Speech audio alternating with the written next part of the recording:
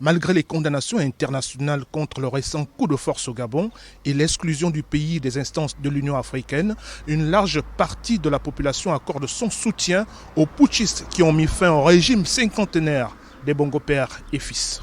Ce qui se passe partout, si c'est arrivé au Gabon, pourquoi on va avoir peur?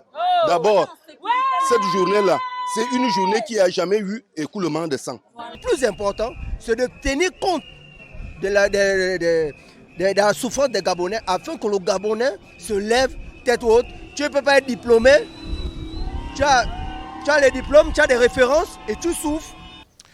Dès lundi prochain, le comité pour la transition et la restauration des institutions entre officiellement en fonction.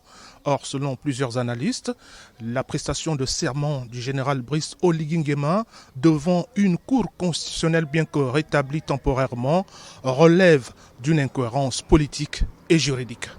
À partir du moment où il y a une prise de pouvoir extra-constitutionnelle, ça veut donc dire que nous sortons là de la légalité. Bien, les institutions sont mises en berne, sont mises entre parenthèses.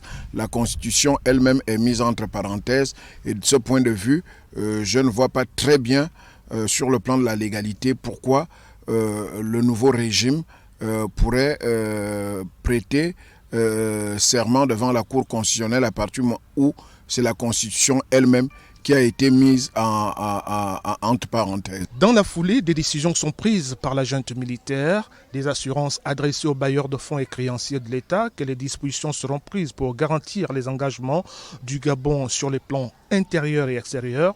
Elle a par ailleurs ordonné l'arrestation de plusieurs personnalités proches du président déchu Ali Bongo Ondimba. Il leur a reproché des faits de corruption aggravés, des détournements massifs des deniers publics et de trafic de stupéfiants. Ismaël Obionzé pour VOA Afrique, Libreville.